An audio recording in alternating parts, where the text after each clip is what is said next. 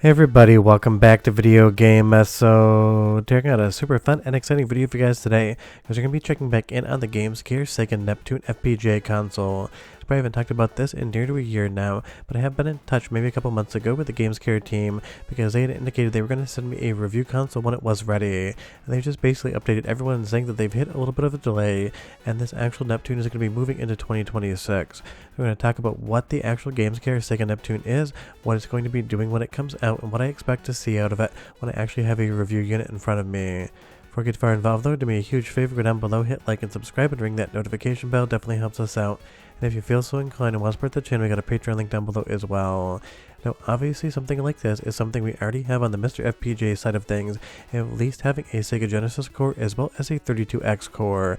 So FPGA as far as these two consoles really isn't new, but the idea of having an entire standalone console with one cartridge port as well as the ability to play both of those types of systems, that is going to be something we haven't yet seen in gaming FPGA wise. Now of course we do have the Sega Neptune project from Cosam the Great, and I'll show you some footage of that in just a little bit, but that is definitely a very intense build. So for people that just want to be able to plug in a Sega Genesis or 32X card into a system and just have it play, this is definitely going to be something really nice outside of real hardware. And that is the fun thing about GamesCare. They have been around for a while now, and this definitely seems like a very real project. And I just want you guys to know it has nothing to do with Alejandro or Super Sega FPGA, because even though I miss the video game Trap House as much as you do, for some reason people think this is Alejandro, and I can't stress enough that isn't the case. The nice thing is the GamesCare team basically showed that they have a working prototype that was running cartridges, and they have definitely shown off board photos. Now, this is definitely something that is in development. They've just hit a little bit of a delay, but basically because this isn't up for pre-order, it's not really up for anybody. It is just demonstrated footage that doesn't really matter all that much. But I have been getting some questions in the comments about where this actual Neptune is, because people are excited about the idea of having this hardware, because outside of analog and retro remake, there really aren't consoles out there in FPGA where you can just pop in your original media and go ahead and play it. It's one of those things. Analog makes the most. Retro remakes got their Super Station 1 very close to shipping now soon, and then you have this team here trying to remake the Neptune, and that's definitely something I think a lot of people are going to be very interested in. And I love the fact that they did show off this prototype, and hopefully as it gets closer to launch we will get some more information about exactly what sort of hardware it is using, how the boards are laid up, and everything else like that. Because obviously this prototype here is way too big to fit into a Neptune case, and that is something they're working on as well, having that Neptune recreation case that actually feels like that product Sega never released. And if you are curious, the Sega Neptune was a planned console that was combining the Sega Genesis and the 32X together in one standalone unit, but it basically bumped right up against the Sega Saturn launch, and nobody out there actually wanted to make the thing because they knew it would not be a very big seller. Because the reality situation is the 32X kind of failed at retail, so Sega probably wasn't in much of a mood to spend more money releasing a new version of the 32X when it already was basically failing on retail store shelves, and they weren't selling all that many units compared to the Sega CD, and especially the Sega Genesis or Mega Drive. But it's one of those things, because fans knew that Sega was planning this, it's been a piece of hardware that everyone's always wanted to have in their hands, and somebody like the GamesCare team actually making this is going to make it that much more accessible for a ton of people. But if the Sega Neptune sounds familiar and you watch my channel, or if it sounds familiar and you don't watch my channel, there's also another project that doesn't involve FPGA gaming whatsoever that we did talk about, and that is going to be Cosam the Great recreation Sega Neptune board. This is not using FPGA technology, it's using original chips from both a Sega Genesis, a very specific model, as well as a 32X, where you combine them all onto one PCB to recreate the Sega Neptune that never truly existed back in the day. And while this is an amazing project, a 10 out of 10 in fact, and I did show it on the channel, so I will leave a link in the description below if you missed that, this is absolutely an 11 out of 10 difficult hard mode mod if you actually want to create one yourself. And once you're actually finished, it basically doesn't function any different than having something like a 32X on top of a Sega Genesis, Mega Drive, or in my instance a CDX. And even though it is outstanding and I'm so happy it exists, it's one of those things I don't really expect anybody out there watching the channel to actually try to get one for themselves. And if you want one of these things pre-built, you're talking $1,500 to $2,000. That is why having something like the Sega Neptune and FPGA as a console would be super appealing, because it would mean a lot more people could experience this hardware at a lot lower price point. But again, it's one of those things, these projects definitely take time, and what I've seen so far from the team here definitely seems promising. They also have plans to actually have their own games published to the platform as well, and they've shown off a few previews for those. Leave me a comment down below and you tell me, is this something you would be interested in? Because it definitely has my attention. I'm mostly curious about how they're going to manufacture the case, because the Sega Neptune case that Sega showed back in the day definitely had a very specific design, and I'm really curious to see how they're going to recreate that as far as injection molding. But I love that the team continually shows us all of this hardware and all of this test footage, and I hope that if they're listening, they kind of update people on that test footage soon as well, because it's been some time since we've actually seen this Neptune running, and I'd love to see where it's at. But it's one of those things, at least they updated everyone and said the delays.